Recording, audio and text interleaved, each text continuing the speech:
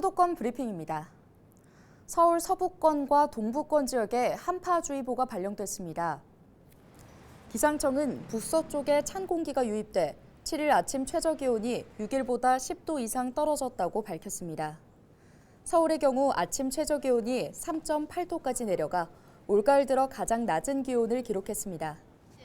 한파주의보가 발령된 곳은 서울 은평, 서대문 등 서부권 지역과 노원, 중랑구 등 동부권 지역으로 낮에도 바람이 강하게 불면서 체감온도는 더 낮아 춥겠습니다. 김포시가 서울 편입 시 지방세가 감소할 것이라는 우려에 대해 분석 결과 오히려 증가 또는 유지가 예상된다는 입장을 밝혔습니다.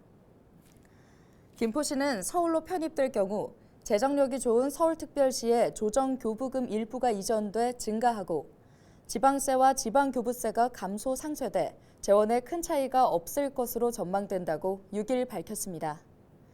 김포시에 따르면 현행 김포의 세수 구조는 광역시 시군구세로 구분돼 시군세와 도세로 나누어지는데 서울로 편입하게 되면 특별시 자치구세로 구분돼 구세와 특별시세로 나누어지게 됩니다. 시군세가 재산세와 지방소득세, 자동차세와 주민세, 담배 소비세로 구성되는 데 반해 구세가 재산세와 등록 면허세로 조정되고 지방소득세와 자동차세, 주민세와 담배 소비세는 특별시세로 이동됩니다. 특히 김포시는 특별시세는 조정교부금의 재원으로 국도비 보조 사업에 대한 경기도의 부담 비율보다 서울시의 부담 비율이 높기 때문에 김포시는 오히려 유리하다고 밝혔습니다. 김포시는 서울시의 직접 사업 시행으로 교육과 문화, 복지, 관광 서비스가 크게 개선되면서 관련 수입도 증가될 것으로 보인다며 기업 이전 및 인구 확대에 대한 긍정성까지 커지면서 세수 확대도 당연히 증가할 것으로 예상되고 있다는 입장입니다. 경기 침체에도 불구하고 경기도의 내년 예산이 올해보다 2조 3천억 원이 늘어날 것으로 전망됩니다.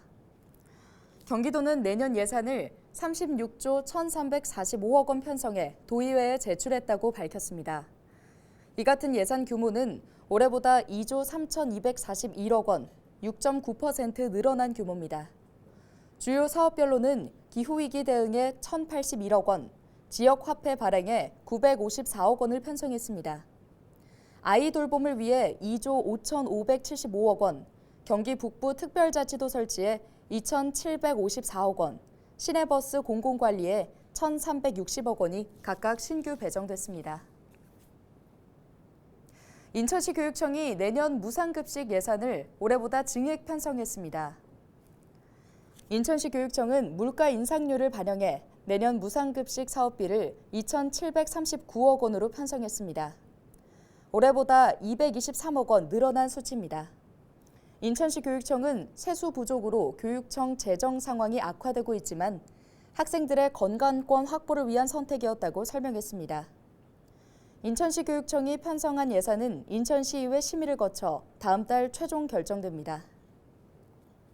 서울시가 잇따른 강력범죄로 인한 시민 불안감을 해소하기 위해 휴대용 SOS 비상벨 지킴이를 보급한다고 밝혔습니다. 지급 대상은 성폭력, 가정폭력, 스토킹 등 범죄 피해자와 피해 우려자 10,000명입니다. 대상자에게는 휴대용 SOS 비상벨과 안심 경보기를 한 세트로 지급하는데요. 휴대용 SOS 비상벨은 경고음 발생 후 20초가 지나면 112에 자동 신고되는 기능이 있고 안심 경보기는 고리를 잡아당기면 경고음을 발생시켜 주변의 위급 상황을 알릴 수 있습니다. 서울시가 멧돼지 출몰에 따른 피해 예방을 위해 안전대책 마련에 나섰습니다. 서울시는 먼저 멧돼지 도심 진입을 막기 위해 주요 이동 경로에 16km에 달하는 울타리를 설치했습니다. 또 북한산과 도봉산 등 주요 출현 지역의 개체수를 줄이기 위해 포획틀 130여 개를 설치해 운영하고 있습니다. 올해 들어 지난달까지 서울 지역에서 포획된 멧돼지는 288마리에 달합니다.